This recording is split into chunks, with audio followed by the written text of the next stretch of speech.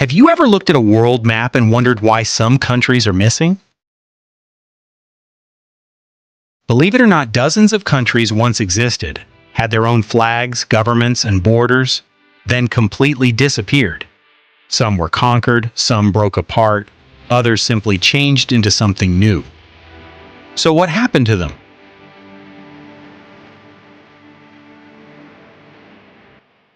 Let's find out. One of the most famous lost countries was Yugoslavia. It stood in southeastern Europe for most of the 20th century.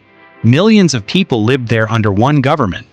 But after years of political tension and conflict, Yugoslavia split apart during the 1990s. Today, the land is shared by several independent countries, including Serbia, Croatia, Slovenia, Bosnia and Herzegovina, Montenegro, North Macedonia, and Kosovo. But that's not the whole story. Travel east, and you'll find another giant that disappeared. The Soviet Union was once the largest country on Earth. It stretched across Europe and Asia. At its peak, it controlled 15 republics. Then, in 1991, the Soviet Union collapsed. Almost overnight, 15 new independent countries appeared on the map, including Russia, Ukraine, Kazakhstan, and the Baltic states. And that changed everything. Here's where it gets even more interesting.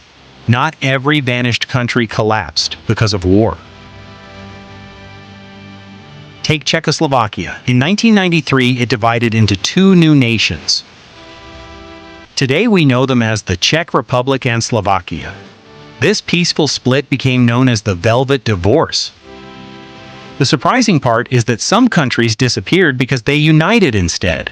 East Germany and West Germany existed as separate countries after World War II.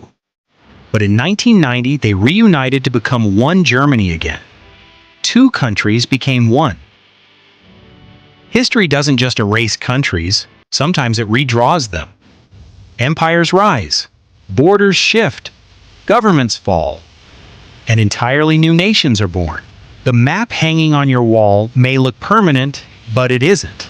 Every border tells a story, and the world map of the future may look very different from the one we know today.